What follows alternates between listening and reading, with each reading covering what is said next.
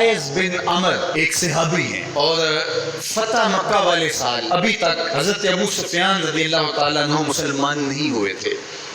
تو کسی نے ذکر کیا تو اس نے ابو سفیان رضی اللہ تعالیٰ عنہ کا نام پہلے لیا اور عائز بن عمر کا نام بعد میں لیا.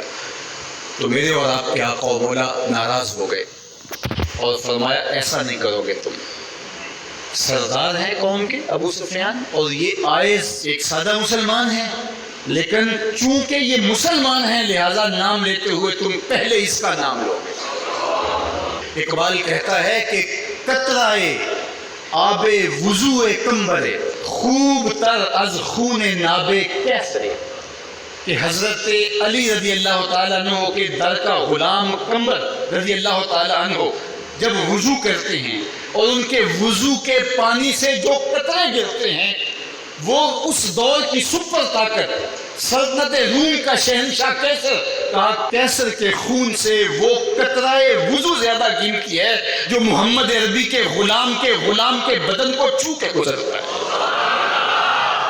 تو اسلام کی ایک اپنی انوکھی شان ہے، اسلام کا ایک اپنا مزاج ہے. لیکن مانوسیت تحریک نے ایک نعرہ بلند کیا 14ویں صدی کے آغاز میں کہ وحدت ادیان کے ذریعے سے لوگوں کو قریب کیا جائے، اور ان کا مقصد کیا تھا کہ مسلمانوں کو تذبذب کے اندر مبتلا کیا جائے. ان کو کہا جائے کہ دیکھو سارے دین کے ماننے والے لوگ ہیں، سب کو حق ہے، عمل کرے، کوئی حرج نہیں ہے، اور ایک دوسرے کے قریب ہوں، ایک دوسرے کے پاس آنا جانا رکھیں. اس طرح کے کچھ نعرے تراش کے جو ہے وہ ایک فکر انہوں نے دینا چاہیے. اور یہ فکر 14ویں صدی کے آغاز میں ہی نہیں تھی، بلکہ 14 صدیاں قبل کفار مکہ نے بھی حضور کی بارگاہ میں حاضر ہو کے کہا کہ ایک سال ہمارے بتوں کی آپ عبادت کر لیا کریں اور ایک سال آپ کے معبود کی ہم عبادت کر لیا کریں گے.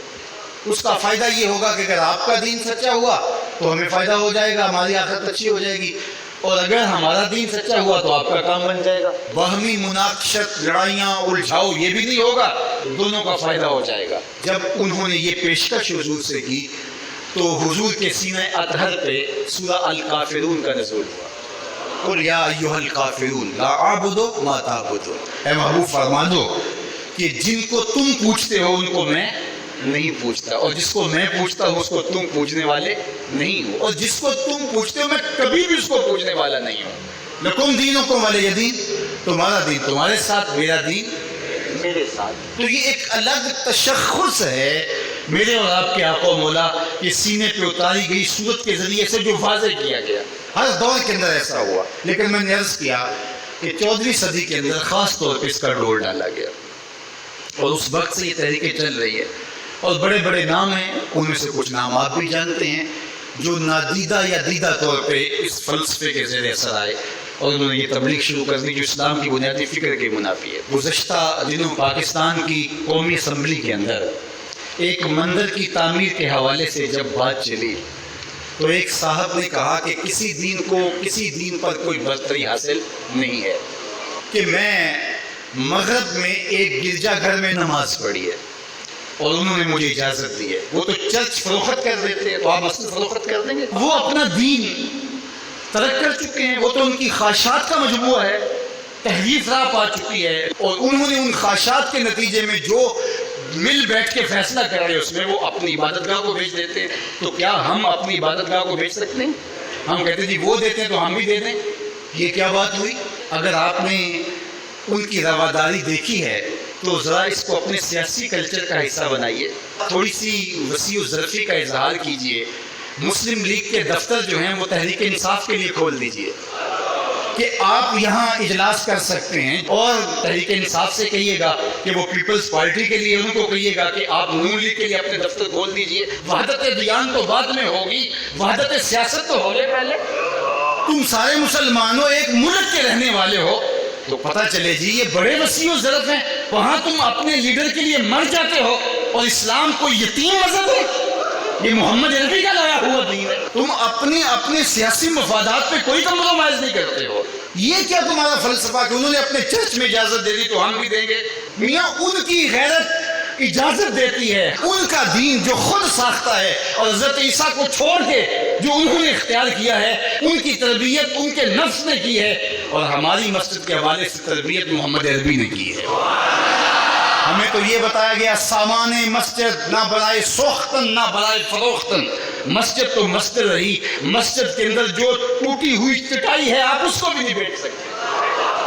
باقی وہ آپ کے لیے یا دو چرچ کھول رہے ہیں اور کہیں کہ وہاں نماز پڑھیں اور آئیں، وہاں میں آپ کو اجازت دیتے ہیں۔ میں آپ کو ایک پیشکش کرتا ہوں کہ انہیں کہیں کہ تم بڑے وسیع و ظرف ہو مگر بہت کشادہ ذہن ہے، تو ہمیں مسجد کرتبہ میں نماز پڑھنے دیں۔ مسجد کرتبہ میں جو مسلمانوں کی بنائی ہوئی ہے، 10 مربع کلومیٹر پر پھیلی ہوئی وہ مسجد، اس کے باغات، اس کے احاطے، اس کے متعلقات اگر شامل کریں، حمام شامل کریں تو 10 مربع کلومیٹر پر وہ مسجد تھی، اور 1400 ستونوں پر پھیلی ہوئی مسجد کا حال۔ اللہ کا جب رات ہوتی تو اس زمانے کے اندر 7,500 مشعلیں اس مسجد میں چراغاں کرتی، 30 فٹ اونچا اس کا چھت ہے، اور آج بھی وہ دیکھنے کے قابل ہے۔ اقبال نے بے ساختہ وہاں جا کے کہا تھا کہ تیرا وجود مردان خدا کی دلیل، جنہوں نے بنایا ہے پتہ چلتا ہے کوئی تھا، تیرا وجود مردان خدا کی دلیل، وہ بھی جلیل و جمیل تو بھی جلیل و جمیل، وہ بھی جلیل و جمیل تو بھی جلیل و جمیل، تیرے ستون بے شمار تیری بنا پائیدار، شام کے صحرا میں جیسے ہجوم نخیل۔ تو وہ مسلمانوں نے بنائی ہوئی ہے، 800 سال مسلمانوں نے اندلس میں حکمرانی کی، اب وہ مسجد مسلمانوں کی تعمیر کرتا وہاں موجود ہے اور گرجا گھر میں تبدیل کر دی گئی ہے۔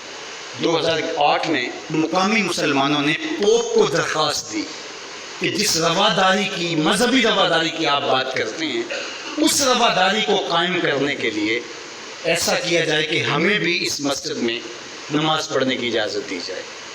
یہاں گرجا گھر ہے، تصویریں لگی ہوئی ہیں اور وہ آ کے عبادت کرتے ہیں عیسائی، تو ہم بھی ایک گوشے میں عبادت کر لیا کریں۔ مغرب جس رواداری کا پرچار کرتا ہے اس کا عملی ظہور ہو جائے، لیکن پذیرائی نہیں بخشی گئی۔ کہاں گئے وسیع و ظرف؟ تم کہتے ہو گرجوں میں نماز پڑھنے دیتے ہیں، تو وہاں 2 رکعت پڑھ کے دکھاؤ۔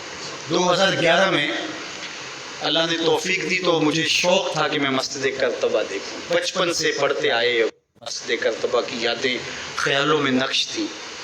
تو جب میں وہاں پہنچا تو وہ دروازے پہ بتا دیتے ہیں کہ یہاں نماز کی اجازت نہیں ہے، تو اب وہ مسجد جہاں قدم قدم پہ اہل علم اور اولیاء کی پیشانیوں اور سجدوں کے نشان موجود ہیں۔ اب مجھے تو گوارا نہ ہوا کہ میں جوتا پہن کے جاؤں، تو میں نے جوتا اتار کے ایک سمجھ رکھ دیا اور مسجد میں داخل ہوا، تو سیکورٹی کے لوگ میرے پیچھے بھاگے اور کہنے لگے کہ آپ یوں نہیں پھر سکتے۔ میں نے کہا کیوں؟ کہتے ہیں آپ نے جوتے اتارے ہوئے۔ تو وہاں تمام مذاہب کے لوگ آتے ہیں، آپ جانتے ہیں کہ ان کے لباس بھی مختصر ہوتے ہیں، تو میں نے کہا انہوں نے تو لباس بھی نہیں پہنے ہوئے، تو مجھے اس کی اجازت دیتے کہ میں جوتا اتار دوں، انہوں نے لباس اتارے ہوئے۔ تو وہ کہنے لگے جی نہیں۔ میں نے کہا مجھے بات سمجھاؤ کس طرح؟ تو جو گفتگو ہوئی وہاں، جو میرے ساتھ ترجمان تھے ان کے ذریعے سے، وہ یہ تھی کہ چونکہ مسلمان مسجد کی تعظیم کرتے ہیں اور مسجد کی تعظیم عبادت کا روپ ہے، اور وہ مسجد کو تقدس دے کر کے اس کی تعظیم کرتے ہیں، اور آپ نے جو جوتا اتارا ہے آپ کی نیت میں مسجد کی تعظیم ہے، یہی ہے۔ میں نے کہا بالکل یہی ہے۔ یہاں بڑے بڑے مشائخ اولیاء بیٹھتے رہے، تو کس طرح میں اپنے جوتوں سے اس فرش کو دھو دوں؟ تو انہوں نے کہا جی ہم اجازت نہیں دے سکتے۔ تو ان سے بہت کہا، لیکن وہ کہنے لگے ہو ہی نہیں سکتا، تو ہم ساری مسجد نہیں دیکھ سکے اور واپس آ گئے۔ اور 2014 میں پھر دوبارہ جانا ہوا، پھر یہی میرے ساتھ مسئلہ ہوا۔ تم کہتے ہو بڑے وسیع ظرف ہے، میں اپنا تجربہ بتا رہا ہوں۔ تم کہتے ہو چرچ میں نماز پڑھنے دیتے ہیں اور وہ جوتے اتار کے نہیں جانے دیتے، اور میاں وہ تمہارے لیے ایک کھلونا رکھا ہے، تمہیں بہلانے کے لیے، تمہیں ورغلانے کے لیے وہ رکھا ہوا ہے، انہیں پتا ہے اس سے بہل جائیں گے، اور وہ بھی شور جا کے کریں گے کہ ہماری مسجدوں میں بھی ایسا ہونا چاہیے، ہم بھی وسیع و ظرف ہوں۔ وہ تمہیں دھوکہ اور فراڈ دینے کے لیے کیا ہے۔ اقبال نے کہا تھا اندروں تاریخ تر از چنگیز، یہ بظاہر میٹھے میٹھے لگتے ہیں لیکن ان کا اندر چنگیز سے بھی زیادہ تاریخ ہے۔ تو جو گرجے فروخت کر دیتے ہیں، آج آیا صوفیہ کہ ان کو کیوں تکلیف ہو گئی؟ اور وہ سلطان محمد الفاتح نے خریدی ہوئی ہے، اور آج آیا صوفیہ سجدوں سے آباد ہو رہی ہے۔ آج وہ مسجد اذانوں سے پرنور ہو رہی ہے اور ماحول کے اندر وہ عجیب خوشیاں پھیل رہی ہیں۔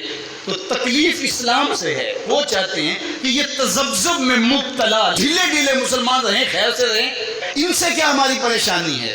مجھ کو پریشانی ہے تو اس امت سے ہے، اشک سحرگاہی سے جو ظالم کرتے ہیں وضو۔ تو آج آیا صوفیہ تکلیف کا سبب اس لیے بن گیا کہ یہ جو تحریک برپا کی گئی تھی وحدت ادیان کی، اور ترکی بھی ایک زمانے میں اس کا مرکز رہا، اور آج یہ ہے کہ وہاں آیا صوفیہ مسجد کی صورت میں بدل رہی ہے۔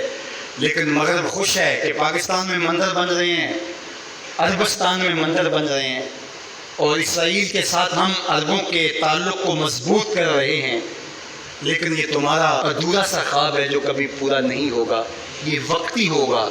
انشاءاللہ وہ وقت دوبارہ آنے والا ہے کہ پوری کائنات پہ جھنڈا میرے حضور کا ہی ہوگا۔ ملیں گے سینہ چاکانے چمن سے سینہ چاک، بزم گل کی ہم نفس باد صبا ہو جائے گی، شبنم افشانی پیدا کرے گی میری سوز و ساز، اس چمن کی ہر کلی درداشت نہ ہو جائے گی، آسمان سحر کے نور سے ہوگا آئینہ پوش، ظلمت رات کی سیما پا ہو جائے گی، شب گریزاں ہوگی آخر جلوہ خورشید سے، یہ چمن معمور ہوگا نغمہ توحید سے۔